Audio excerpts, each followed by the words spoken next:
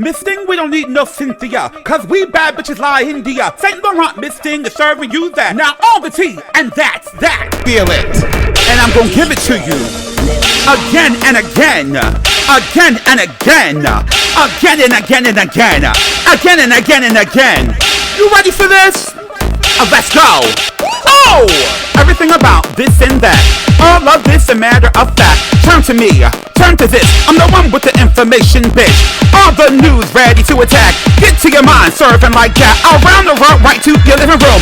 I'm the one bringing it to you, so sit down, please take a seat. Because you're in for a little treat. No need to worry, we got you. Now listen clear to me, babu.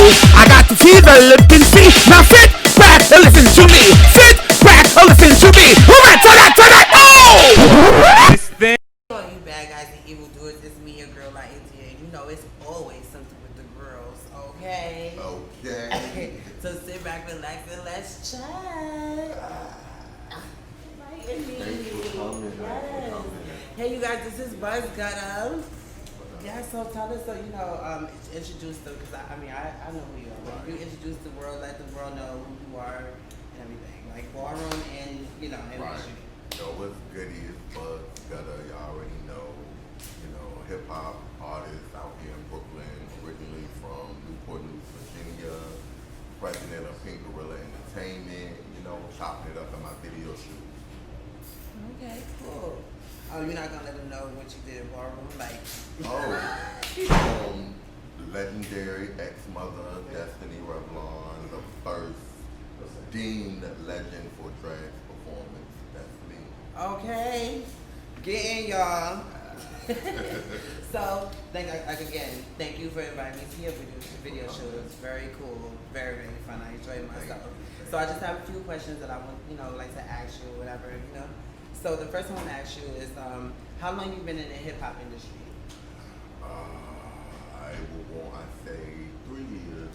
I've been serious for the past three years. So you've been doing it longer, but you've been taking it seriously for 3 years. Right. Okay. Like what inspired you to start rapping and stuff like that? It's something I was always a writer. I used to write poetry. So rapping was something that I kind of stumbled upon being locked up. So it's given, let's be clear, he write his own music. Right. I'm not opposed to. No, I know, but that's right. I'll be like, if I can make some money off of it, send it all over here. I get that. Sure. All right. So, who or what inspires you, in your music? Is there specific, things that you go through, or, and it's certain rappers you look up to, or it's both? I'm gonna say it started off as something that I just like to do. It became something that I felt it's cool. It became something. We on his set, you guys. Yeah. It became something that I felt like I had to do because so many people felt like we couldn't. Like being a gay person, a gay black man in hip hop is different. You can't, no room for you here. So it became something that I felt like, okay, I have to do this to prove people wrong. Now it's bigger than that. It's more about I'm doing it because I want to be like me to be able to look up and say, oh, I want to be like that. So I'm doing it for the future now. So. Who in the future do you see yourself working with, mainstream or ballroom? Because there's people in ballroom that are in the hip hop industry as well, like Blanca, like Ted, like Ranger Danger, like Mark Wayne. You fell out? Right, you better do it. So who could you see yourself, or would you even like to work with in the future? Definitely I can see me and Blanca doing something because that's my sis and we have a relationship outside of music and ballroom, so that's my sis, good sis.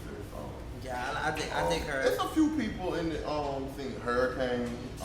Yes, I didn't get to hear your single. I do plan on listening to it. I've been searching for it. I don't know where I can find it. Yeah, I got you. Okay, thank you. All right, because I wanted to hear it. Cake the Killer, he's another one. He's probably the one person that from other than Kate's, you know. Well, who about in Main Street? Kim. Lil Kim? Oh, okay. The Locks. Well, it's Mulatto. definitely, the video that's coming out, you guys are gonna go crazy. Like, it definitely gave you the locks up in here today. You hear me? I was getting hype over here, bouncing around like a little groupie. Y'all gotta live. But anyway, so that, so you said like you would like to work with Kim, The Locks, Mulatto. I mean, it's a few people. What about Megan? Because you know, Megan. I like Megan. She's alright. She's alright. Okay. Cardi. I love Cardi. Would you do Nicki? She's alright. She's alright. What about like 21 Savage and like the Migos? Would you play with them? I mean, I would do a song with them because of who they are, but they're not my cup of tea. Okay. So, what male rappers are more like your cup of tea? The Locks, 50. I like Pop Smoke. I like the Baby. Oh yes. I do like the Baby. Yes, he's pretty good. He just need to stop being so angry. He needs to calm down. Yeah. Little man syndrome. It's not that deep. Yeah. He does. He's very good. Yeah. Mm-hmm. I think he's kind of one-noted though. Him Even though and he has good lyrics. Oh. They're the same way. Come on. Like, they're like the Come same. Come on for that. All right. So, okay, we're, because I think I asked you this before, but we was like, you know, we was smoking, chilling, we was talking. So, where can we find your music, especially the new single coming out? Well, this video is from my new project, so none of this has been released yet. But my music is everywhere. Oh, so I'm the first to see it? Yeah. Already this do was this exclusive exclusive. shit. Okay. But you can find my music everywhere. Like anywhere that's major music is streaming on like every iTunes, platform. iTunes, Tidal, Spotify, iHeart, Google. Well, I'll definitely look forward to downloading your music. Yeah, I really all enjoyed of y'all it. download. Really do Bugz it. Gutta. Yes. I'm where it's at. Leader of the pack. For real. You know? He's dead serious. They're all dead serious. Okay, this is not a game. At Okay. all. Okay. This is not just for tens. This is serious. So the last thing I want to ask you is that I know that recently that we had talked, you had told me that you're now in the house of Richie.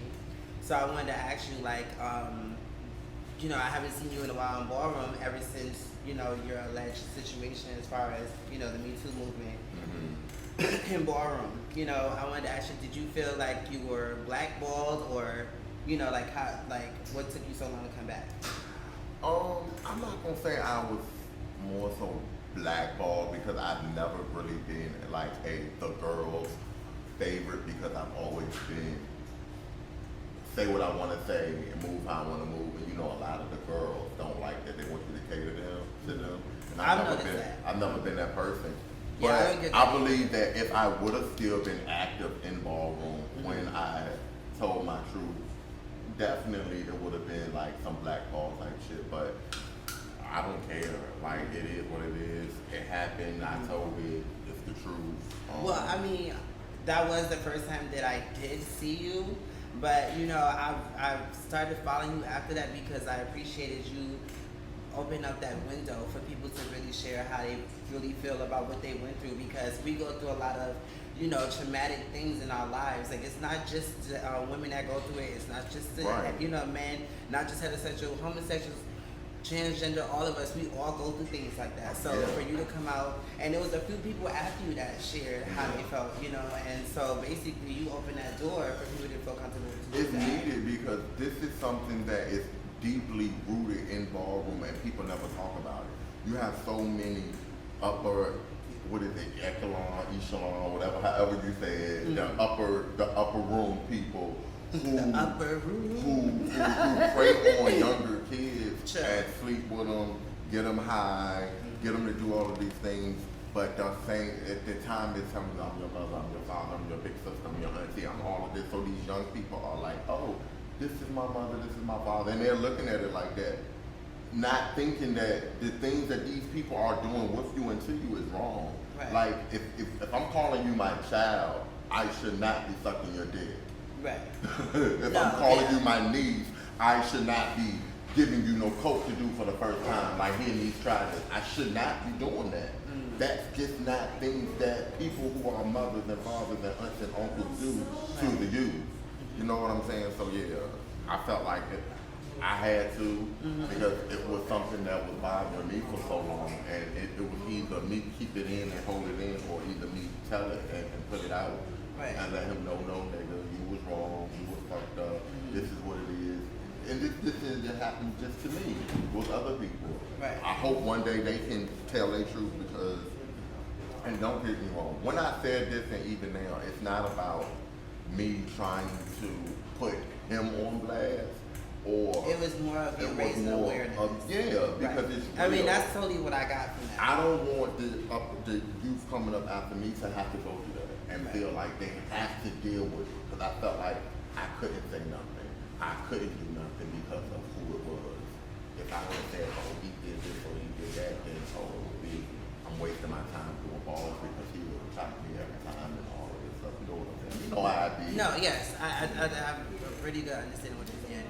So, like, only thing that I did want to say is, like, I agree with, like, what you said. Only thing to me is I feel like when it comes to, like, you know, drug use and stuff like that, like, unfortunately, it's serious.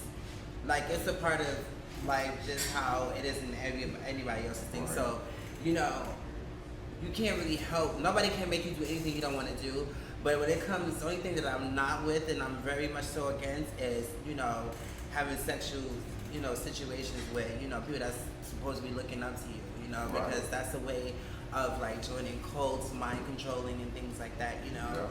So, one more last question, because I see that you have another set, so I'm setting up now, is what are, like, upcoming, like, projects and things that's going to be coming in the future that we should be looking for? Well, I am working currently. I just got all my masters back from my new project, which is called Leader of the Pack. It will be out probably, I'm going to say the end of October, beginning of November. Okay. I'm doing a compilation project with my whole team on PinkGorilla Entertainment. That'll be out early January, early beginning of next year. And then for my camp, Tia Carter, who's a singer. She's a very good singer, very neo-soul. We're working on her project now. So we got some shit coming up out of PinkGorilla Entertainment. So definitely be watching out, be checking for us, keep us on your radar, because we coming with a future, you know. Yes. So thank you guys for watching, and remember, what you do affects everyone. Love you guys. Bye. Thank you. Wow.